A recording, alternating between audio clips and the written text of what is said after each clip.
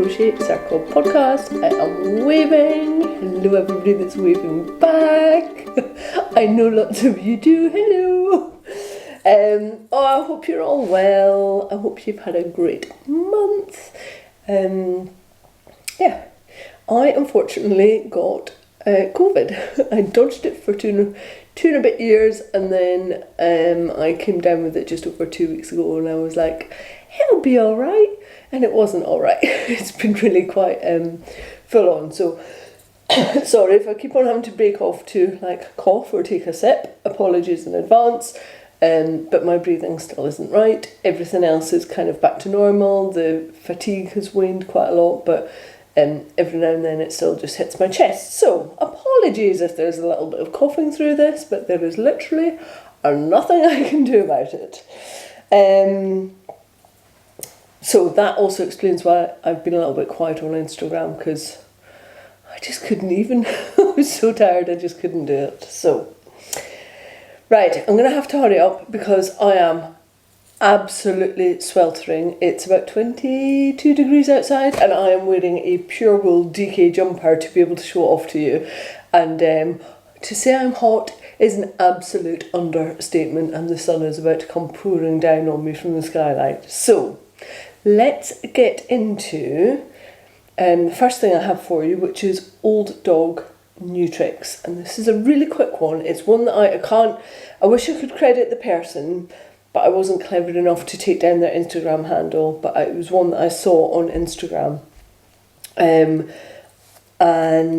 it was such a simple trick, and it just worked. And it's all about when you're doing starting chains and you're going to be working in the round.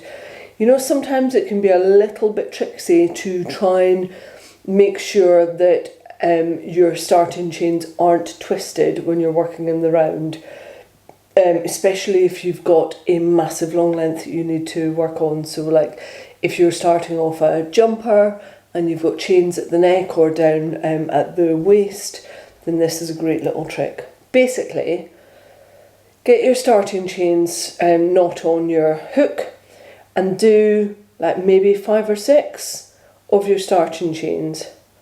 Now, if you've got a straight hook, then you might also want like a little bit of yarn to add on to the bottom of your hook, or you might want one of those little elastic bands.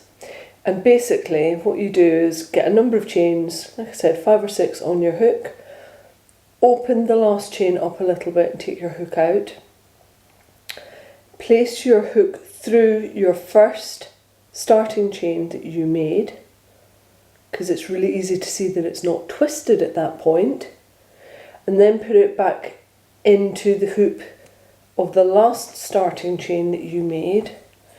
And basically you will have the first and the latest chains sat on your hook, and then you can just keep on making your chains so that you've got the right number. You keep on going, keep on going, keep on going. Like I could have done maybe 300 on this, and what I would know is that I have got no twist in all of those stitches. So when I've then got to the right number of stitches, I can simply pull my hook through the first starting chain made, and I know that I have no twist in my starting chain, and I've basically got all the stitches on it that I needed. This is a game changer. I can't tell you how many times I've like worked on a pattern that's got a number of starting chains, and then I need to start working in the round, and you get to like the last stitch, or sometimes even into the second round, and you find out that you've got a twisted set of starting chains to work in the round into, and that is how you can stop that from happening. So if, unlike me, so I always use these straight shaft crochet hooks. They're my favourites. It's just what I use.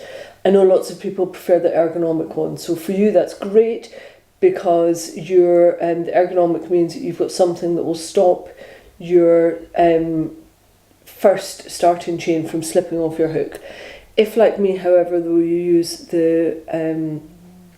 the straight shaft crochet hooks, then what I did find is that when I got onto a much larger number of starting chains onto that hook, it was falling off the end.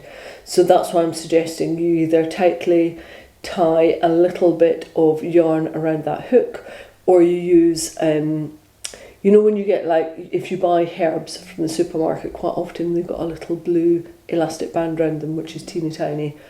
Like, wrap that round 2 or 3 times and that will secure it down, and it will stop that first chain from slipping off the hook.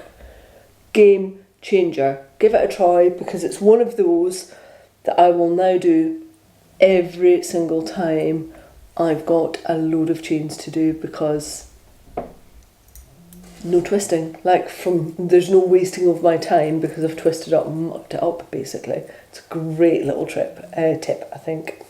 Let's move on to finished objects, and let me tell you all about my ATL jumper, which is by Ines Rogers, and it is in issue 2 of Murret, and I absolutely love it. Lots of people came back with different colour name suggestions, and ochre seemed to be one of the most popular ones. I always thought ochre was a little more yellowy, and this is actually quite a green colour, so I'm willing to accept ochre for now, but I'm still looking for a different version of whatever this colour is. I'm going to find it, because I have just found a book that I didn't even know existed, which is basically what do you call it? It's a book by an author called Werner, and it's from, you know, a couple of centuries ago, and it was the classification, the nomenclature of colours, that's what it was called, and it's basically using nature zoology to describe what different colours are. So it might be like the part of a bearded iris, and it's gone into reprint, which is lovely, quite recently. So it's got beautiful hand script written notes in fountain pens with little boxes of colour, given what the colour is, a little colour palette of it, and then saying what it is in nature that you can fixate in your memory as going, oh, it's that colour, I know what it is. It's like the inner petal of whatever. Or like this part of the mallard, or a jay, or, you know, something, and I just love. I was hoping it would have arrived today so I could have shown it to you, but it hasn't. I think it'll arrive tomorrow. But I'm so excited about this book because it pulls together my love of colour, describing colour, and nature. So as soon as I get that book, I am going to work out what Werner thought this colour was, basically. It's also the book that Charles Darwin used when he was off on his travels on HMS Beagle, and it was what he was using for his colour classifications, which, you know, the grandfather of kind of the natural world and evolution. I just love that link to him as well. So I'll provide a link to that book in the ISBN number and stuff for you, just if you're interested in colour like I am, and the description of colour, then you might be interested in getting yourself a copy of that book too. I did just find an original copy of it. It was £800. I was like, no, I can't afford £800 on a beautiful leather-bound book. Like, it is gorgeous, but that's a hard no. Right. Oh, so you know what the colour of the wool is I've been using? The wool is an Aran weight. It was 200 metres per 100 grams of woolly nets. They call the colour Harvest, by the way. And whilst the pattern calls for DK, I got gauge when I worked this up in the Aran, and I have got maybe a 30 gram nugget left, maybe not even 20, maybe 20 grams left. So the whole jumper took about 480 grams of this wool, and I could have added more into the neckline collar if I wanted to, but I actually quite like the width that I got, I did what I said I was going to do, and I added some decreasing in, so you might be able to see, for those that are watching, there's a little decrease wedge that's come in, so that when it gets over my bust, it's pulling in under my bust. And I'll try and pop some photos in so that you can see how the fit is, because those decreases then allowed it to come in and be more shaped to my my stomach and my waist area. And I kept to 3/4 length sleeves as well, because I'm lacking jumpers that will do me for like that in-between weather at the beginnings of spring and at the end of autumn, where it's hot but not hot and it's not really cold, but you need something that's quite open, lacy, that will keep you warm but cool enough. So hence 3/4, which isn't something I've got a lot of in my wardrobe, and this is a really nice addition. I also did the same style of decreases down through the arms, so that it could be quite fitted on the arms, because that's just how I like my garments. I have not blocked this or washed it. Basically, I've just been wearing it, because isn't that the sign of a good garment that you love, when it doesn't even get to blocking and you just start wearing it. I have to say I'm really pleased with it. This is one of the best crocheted garments that I've made for a wee while, and I think it's a combination of finding my rhythm with the garments that I want to wear and working out what body shape I like wearing. The fact that it's not really tight on my underarms, but it's not really baggy either. Loving the 3/4 length. I really like the stitch that's on it and the definition that Inez has managed to get with the stitch repeat. It's really simple but effective, two round repeat, and I have to say I really like the colour, like this harvest ochre colour that my wool is in, is just so earthy and natural, and it really suits my my skin tone. So I'm well chuffed with this, with my finished object. As with all garments, I was like, I'll be done in no time at all. I was not done in no time at all. It took longer than I thought, but I think my brain just thinks I can do things really quickly, and I'm actually not a particularly fast crocheter, I think, because I tension and hold the hook in my right hand, so my rhythm is slightly different. So I'm not super speedy at crocheting. I do a lot of it, which is maybe why I get through more, but it's not because I'm super fast like some people are. Can I just apologise, because this might be picking up an audio, it is so loud. Our kitten Captain is over on an armchair, over on the other side of the room, and he is snoring, like proper going for it snoring. He's a very sleepy little boy today. I've nested him under an Icelandic blanket and he's very happy. And like literally, that's all I can hear. So hopefully, I mean, if that's coming across an audio, lucky you get to hear my cat snoring. You just did a really big grunty one.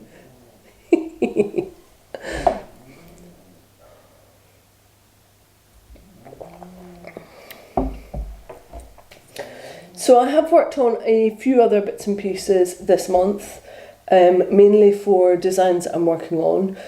And I think I spoke about this last time, but sometimes you want like a little palette cleanser that's a different type of craft. I didn't have loads of knitting on the go, so what I have been doing is making the things that were in the Craft Pod subscription boxes that have come through.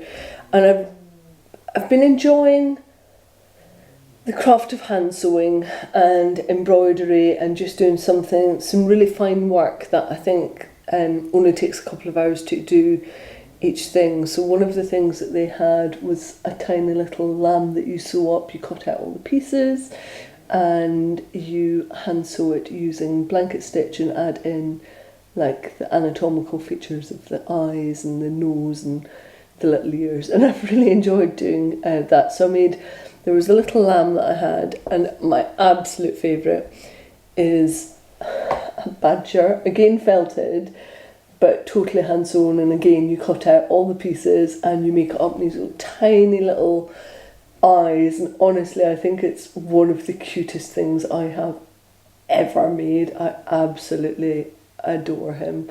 So they were both from my craft pod. I got a little bargain bunch of them from Facebook Marketplace, and when they arrived I dipped straight in and made a badger. I'm not really going to do anything with them. They're up in my craft room, and I think every time something else comes out from craft pod I'll just make it, and then I'll end up with like a little handmade wool felted menagerie up in my craft room. It's really cute. And then the latest one came in, so if you're a craft pod subscriber and you don't have yours yet, spoiler alert, I'm about to show you something that is in the summer 2022 craft pod. You can look away, and I'm going down.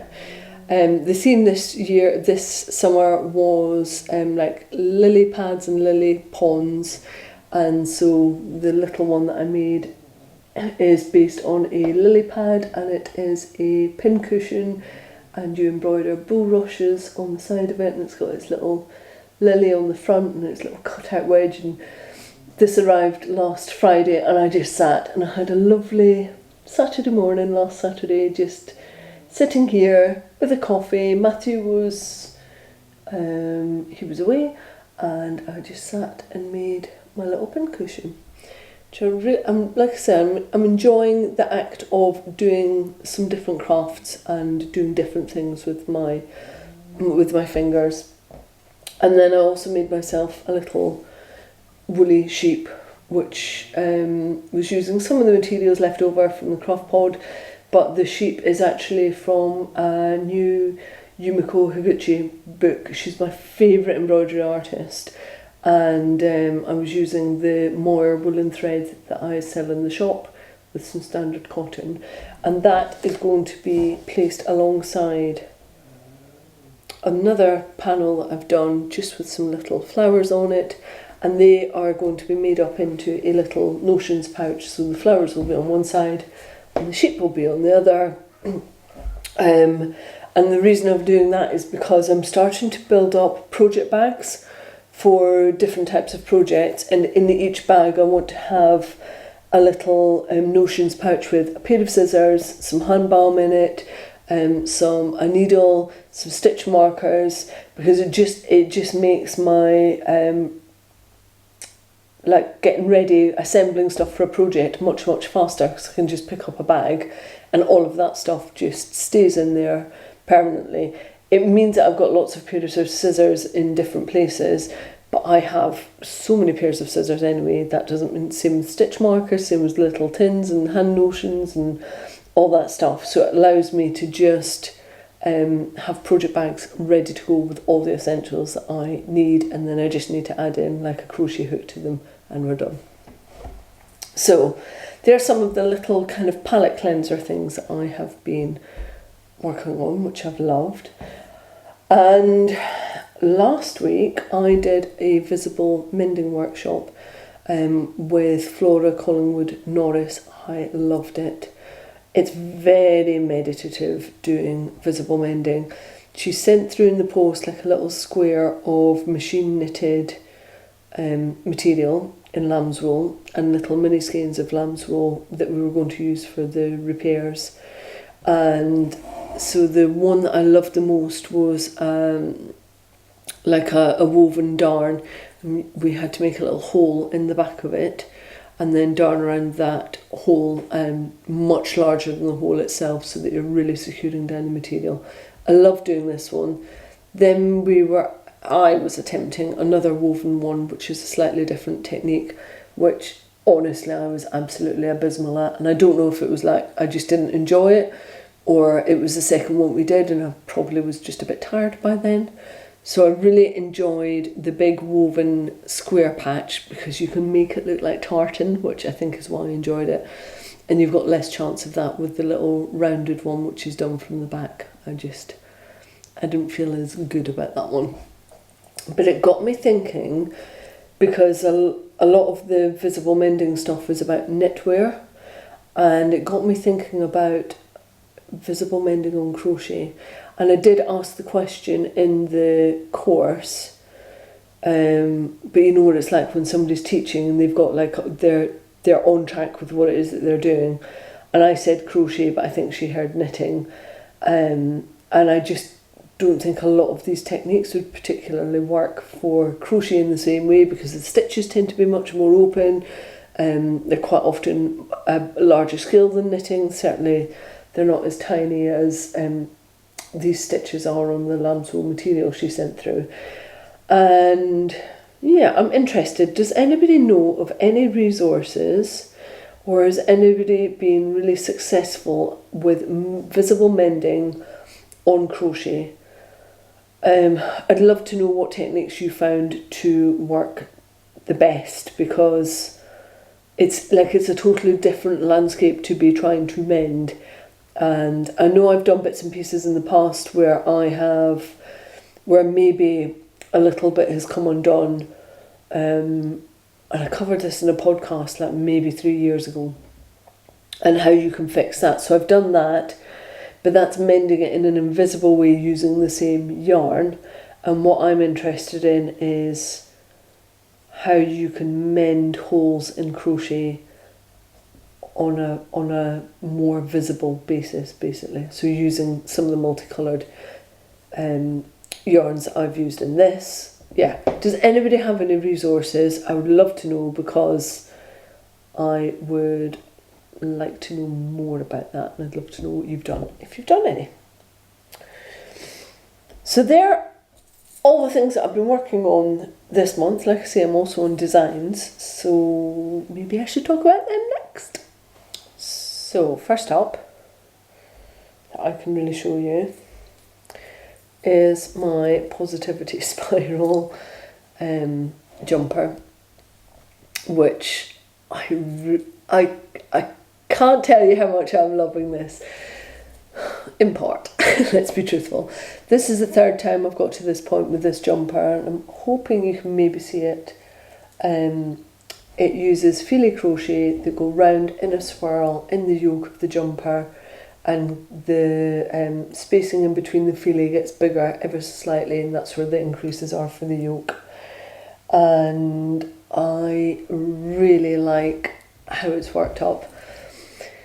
This is attempt number 3, because it's not that first time round. I made a miscalculation on the number of rounds I needed. I think I was deep into COVID when I did the first calculation, and I got 2 numbers mixed up, and I had 10 rounds less than I needed in the amount of increases that I'd added in, and so I had to pull it all back. That was the second time I had to pull it back, basically. No, that was the first time. Then I pulled it back again, and now I'm on my kind of final iteration of it, I hope. But I won't know that until I have split for the sleeves, which I'm about to do, add in the underarm stitches and split so that it will then come a section for the body and 2 different sections for the sleeves. And then when I've done that, I can finalise how I am finishing off the neck, and I'm thinking about adding 2 different options for the neck, one with crocheted rib and one with a slightly kind of lighter effect for the people that don't like crocheted rib. And you know me, I'm probably going to do it one way, photograph it that way, and then rip all of that out and then do it the other way and photograph it that way as well, so you can see what the different options are. I'm also trying to work up this pattern so that it has notes on shape inclusivity. So if you need it to be longer, what does that mean in terms of extra yardage required? If you want larger biceps, how can you make that happen? And again, what does it mean in terms of extra yardage? So I'm trying to make this a very detailed pattern, and it's going to take a while. I don't think this will be out until the end of the year, which seems like a really long haul, but it needs to be pattern tested. I need to make sure it's right, and I need to finish off the sample, and it needs to go through tech editing. So all of that takes weeks, and yeah, I reckon it will be end of the year before this is actually going live. But I'm really excited about it, and I'm hoping that as my first like upper body garment pattern, it really does all the things that people would expect of me. So size and shape inclusive. I've also worked it up in a sport weight yarn, so that if you get difficulty getting sport weight gauge, then it's not too big a jump to move up to DK or down to 4-ply. So that's why I've chosen this yarn as well for my first one. Yeah, I'm excited about this. I'm excited to have edited this podcast and be able to crack on with the numbers and be able to get onto the body shaping and see how it's going to actually fit, because at the moment it just looks like a bit of a cone, and it's going to continue to look like that until I've pulled in for the body and you can see how it's really going to fit, and until I've added the neck, because that then pulls it all in and changes the shaping again. So it doesn't look like much now, but it will do. And I've been a good little designer, and I've done short row shaping and at the back so that it fits higher up on the back than it does at the front, and your jumper doesn't end up choking you. Like, I've really gone all out on this pattern to make it as good as it can be. And the way that pattern swirls around your body when you see it on, and I won't show you yet because I want to show you when I've done the next stage, but like, sounds really big-headed. I'm impressed with my design. Like, I really like what I've created here. So I'm excited. I'm genuinely really excited about this design. So more on that in the future at some point when I've got a finished jumper to actually show off. I was off yesterday over at Trentham Gardens. I go and meet up with my friend Heather every 2 weeks. Hello, Heather. She is also a crochet designer. She has fingers in many, many pies. She does a lot of amigurumi, and she's just doing a cal with the Yarn Whisperer, and she's got another cal coming out. And she's a really good crochet designer, and we meet up every 2 weeks and we sit and shoot the breeze and talk coffee, and we work through designs while we meet up for a few hours every couple of weeks. And yesterday we met and I was working on my next design, because I find it easier to, whilst I'm in the middle of a design, inevitably there's another one kind of attacking my brain going, what about me, what about me, what about me? And have you thought about this element of me? So I find it easier to prepare my next design while I'm in the middle of my current one, and then I don't have to keep on thinking about it because it's not niggling away at me. I can put it to the side, crack on with the current design, and then my next one is kind of ready to go as well, so I'm like straight into it when one is done. And the one that I was working on yesterday is going to be mittens and a cowl and maybe a hat. I really like the texture that I'm getting with it. It's so different from anything that I've done in the past, and you know me, I like crochet that doesn't automatically scream crochet, that you really have to look at it to try and work out what the craft is, and that's what this pattern is. And I worked up the pattern yesterday. I'm not going to show it to you yet, but I wanted to show you the wool that I will be making it out of. So I've been working with Kate up at Northern Yarn. She sent me yarn through for these latest patterns, and they're both the mittens and the cowl and possibly the hat are going to be worked up in a DK and a heavy 4-ply, which is kind of heavy 4-ply sport weight.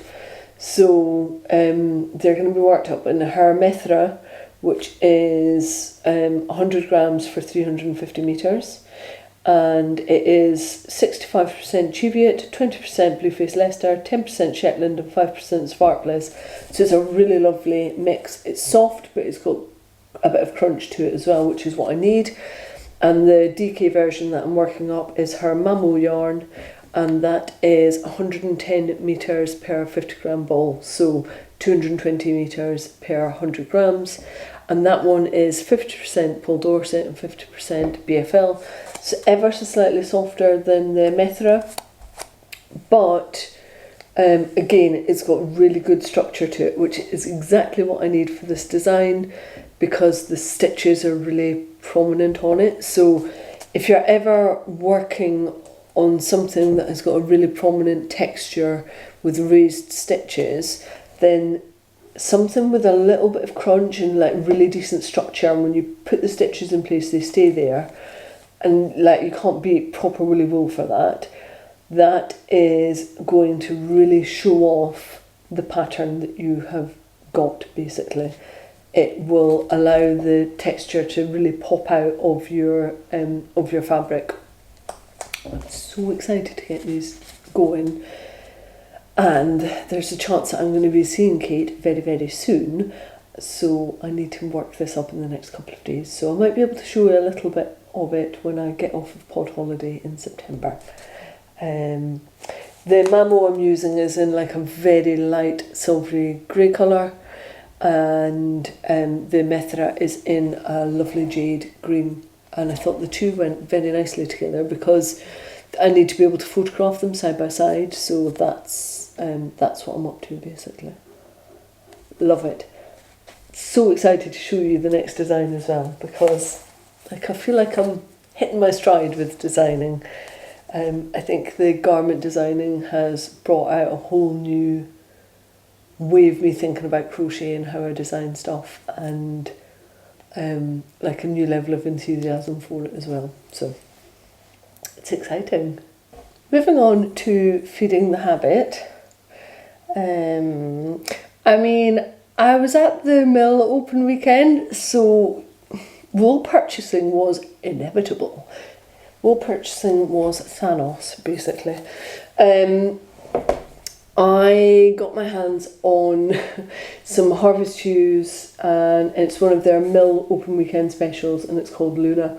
This colour was devised by Donna, one of the lovely people at the mill, like, just a lovely person. And I'm a huge fan of Harvest-Hughes, not least because like it smells so unbelievably sheepy. Like it's sheep in wool.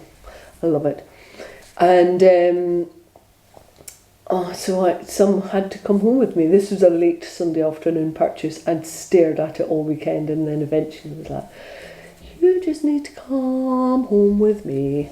And it's going to become a cardigan, knitted cardigan designed by Carrie Helen, who is also a person who works at John Urban Textiles. So she was wearing a cardigan of her own design, and I was admiring it all day long. So I quickly purchased the yarn and purchased the pattern from her to be able to make, it's called the Duchess cardigan. But they had other things at the mill open weekend that I couldn't say no to, like a hot pink lace weight yarn. I couldn't pass it up. I really quite like raspberry pink. I used to wear that a lot when I was younger, like a lot.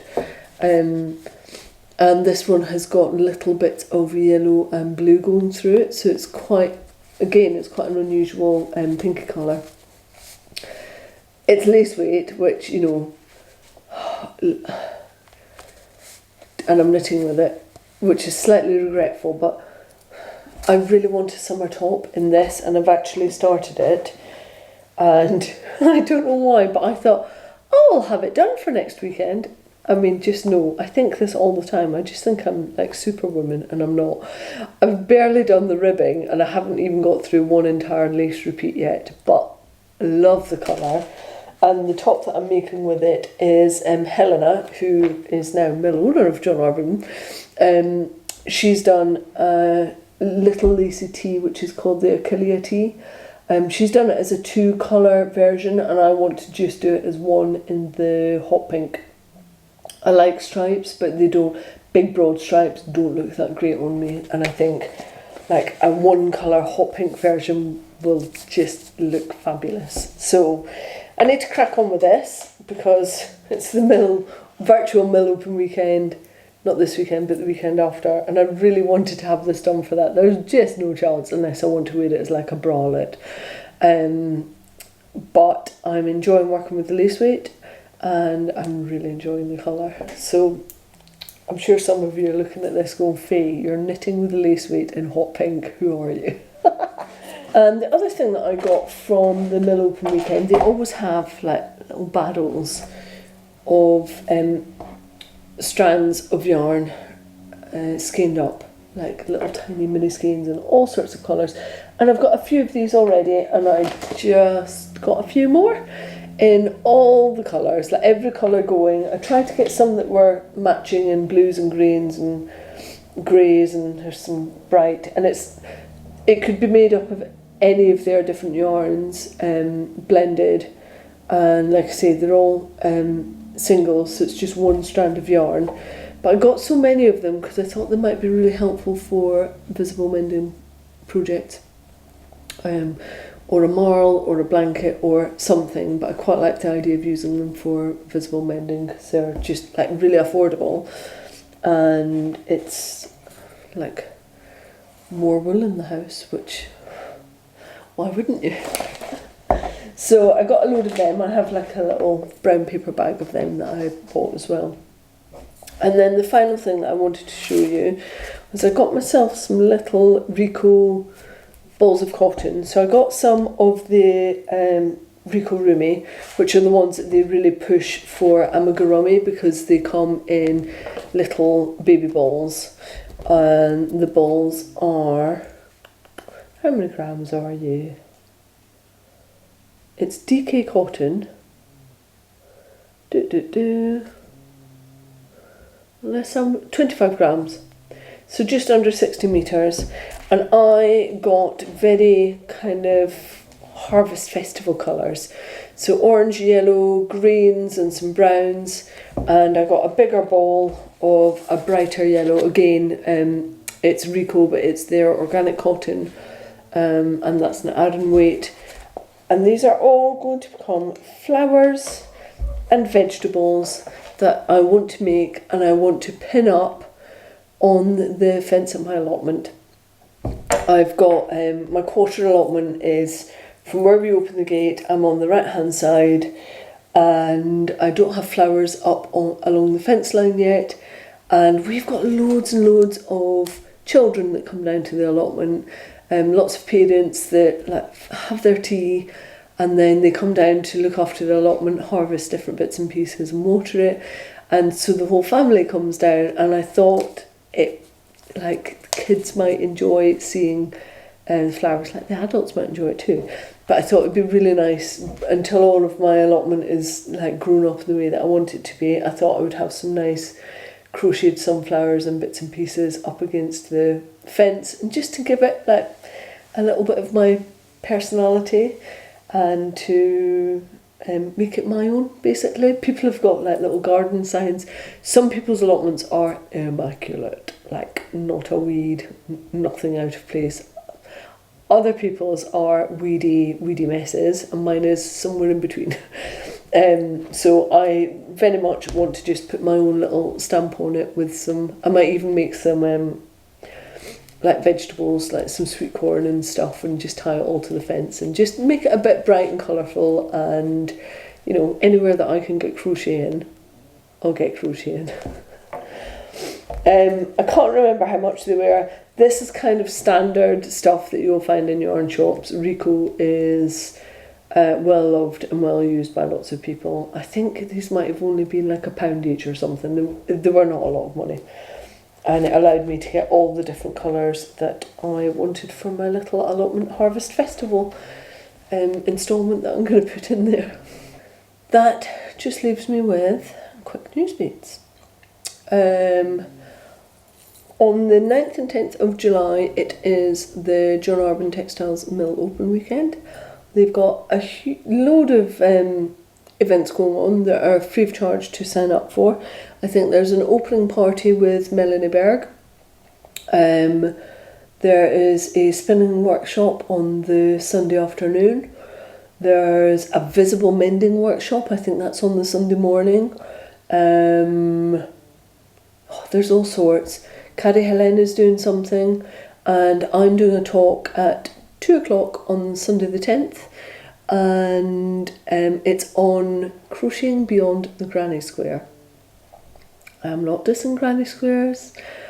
It's not what I'm saying. I just want to show people that other options are out there for crochet, because I think all too often the non-crocheters, or the people that only do a little bit of crochet, just think of granny stitching granny squares when they think of crochet. And I want to show the John Arbon Textiles customers a different take on crochet, basically. So if you fancy joining me for that, I'll be talking through a little bit of the history of crochet, looking at some of the contemporary resources that are available for you. So I'll be pushing things like Mura. It's a lot of what you will have already heard before, but you might want to come and just spend an hour with me anyway. And I'm also going to be going through some of the kind of urban myth stuff around crochet, like about how much yarn it uses and how to work out whether you're likely to get colour pooling with a variegated yarn or not. So all of those good things. I'll be on for about an hour. I think I'm also going to do the visible mending workshop, and I think I'm also going to be at the launch party. So if you're in, I'll be dipping in and out of the mill weekend all weekend. It's free of charge. All of the sessions are free. You just need to go to the John Arbon website and sign up for the events. I'll pop a link into the show notes for you. Like, it'd be lovely to see some of you there, and yeah, it'd be really nice to see you. Global hookups this month, and apologies for last month. I made the right call. I cancelled them or postponed them because I was unwell, and I said on Instagram, I'm not particularly good at self-care. I'm not great at looking after myself and tend to just do too much. And it was absolutely the right call to postpone the global hookups, because I was, like every day I was having to go to bed midday for like 2 to 3 hours just to catch up on sleep, and I just couldn't function. So it was the right decision. But this month's global hookups are on the 9th and the 10th, so it's quite a full-on online weekend for that weekend. 8 p.m. on the 9th and 9 a.m. on the 10th of July. So hopefully I'll see some of you there. And the final thing that I need to tell you is that I am on pod holiday during August. So the next time that you're going to see me is on the 2nd of September. That's when the podcast will be back. And when I come back for that one, I've got a little announcement to make with Claudia, because we are working on something behind the scenes, and we will be talking about it at the beginning of September and what we're up to. So until September, if you are Northern Hemisphere, have an amazing summer. If you're Southern Hemisphere, enjoy your winter and wearing all your woolies. And I will see you in September, and I'm off now to go and take this very woolly jumper off and go and possibly run around naked in the garden to cool off. Right, I'll see you in September. See you soon.